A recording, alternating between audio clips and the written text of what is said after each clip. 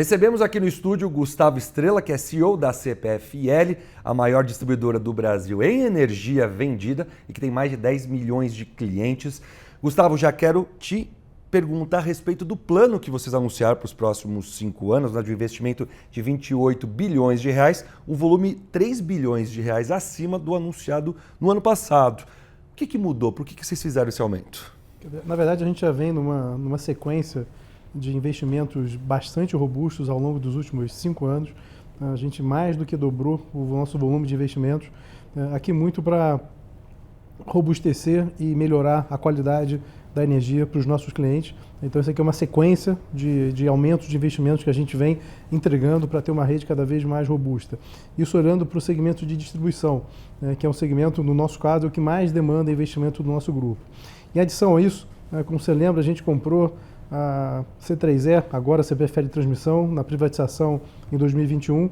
Anunciamos na época um investimento de 1,6 bilhão de reais e a gente revisou esse número para um número um pouco acima de 3,5 bilhões de reais. Também com foco em robustecimento da rede e confiabilidade da transmissão de energia no estado do Rio Grande do Sul, onde a gente está. Então, acho que segue muito a nossa estratégia de investimento robusto, com visão de longo prazo, para que a gente realmente consiga garantir uma qualidade cada vez maior para o nosso cliente final. E você falou distribuição, falou de transmissão e geração realmente está aí mais de lado aí nesse plano de investimento de vocês. Por que vocês optaram por isso? Não está fazendo tanto sentido investir em geração mais? Só para comentar que desse volume de investimento que a gente tem um investimento ainda numa hidráulica de pequeno porte, que fica pronta agora até o final desse ano. É o único investimento adicional que a gente tem em geração. Qual é o contexto que a gente tem hoje de geração no Brasil?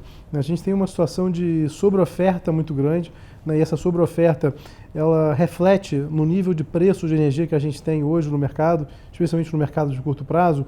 Isso torna mais desafiador o desenvolvimento de um projeto novo, seja por questões de preço, seja pela própria demanda. A gente vê leilões de energia com volumes muito baixos ou inexistentes, e uma perspectiva de oferta de energia para o mercado livre que dificulta um nível de preço que faça com que a gente consiga ter um projeto viável, um projeto novo de geração. Então, acho que esse é o desafio que a gente vive hoje, um desafio que, se por um lado, ele traz um certo conforto do ponto de vista de fornecimento de energia, a gente tem, de fato, uma sobreoferta que deixa a gente numa posição bastante confortável, mas para novos investimentos é sim um cenário desafiador.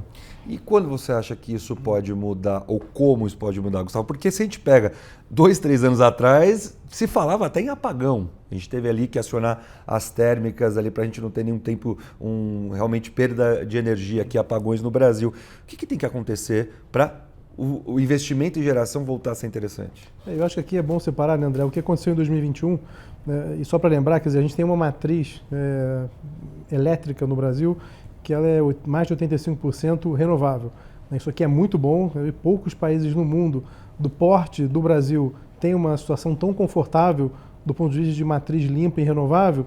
Por outro lado, ela traz um desafio de que se a gente não tiver o insumo para a geração de energia, a gente não consegue gerar. Quer dizer, então, se a gente voltar em 2021, como você comentou, do quase apagão que a gente teve, ali teve uma crise hidrológica muito grande. A gente hoje ainda tem mais de 2/3 da nossa matriz ainda hidráulica. Então, eu tenho uma capacidade de geração, o que traz essa sobreoferta que eu comentei, desde que tenha água. Então, se não tiver água, não tiver vento, não tiver sol, a gente realmente tem problema de geração. O que aconteceu em 2021 foi exatamente isso.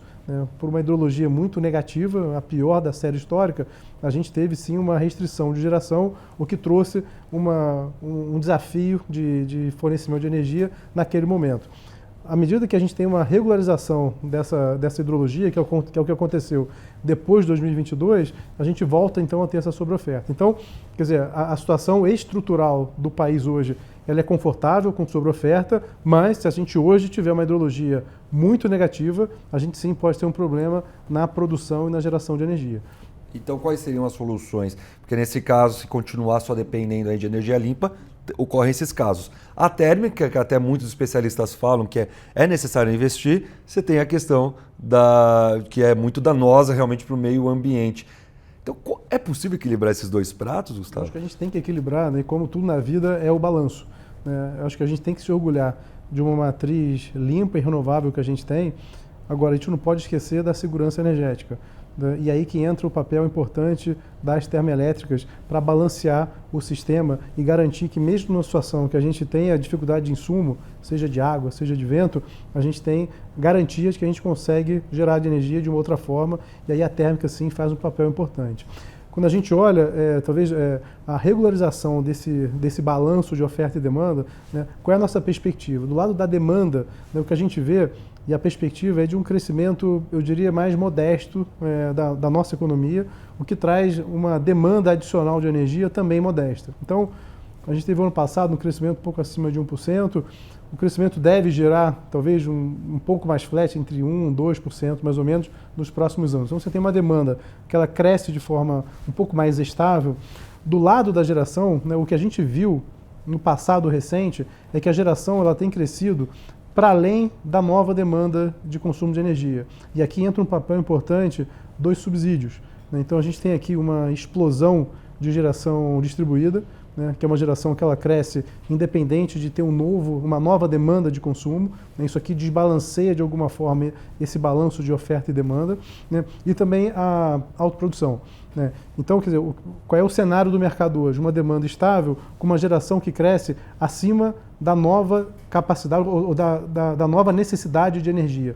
Né. Então isso faz com que essa sobreoferta que a gente tem hoje, ela vai continuar existindo talvez ainda por muitos anos. Né. E esse é um desafio que a gente tem agora do lado do investidor como gerador. Né. Se eu tenho um cenário como esse de longo prazo, eu vou ter realmente dificuldade para colocar uma energia nova a um preço que viabilize a execução do projeto, se eu não entrar na categoria dos subsídios. Tá? Esse é o nosso desafio. E como que você vê essa questão dos subsídios? Porque muitos defendem o fim disso, né? Tanto para a geração distribuída, quanto o solar e também a eólica. E você, até o Adriano Pires fala, não, é um programa de Robin Hood às avessas.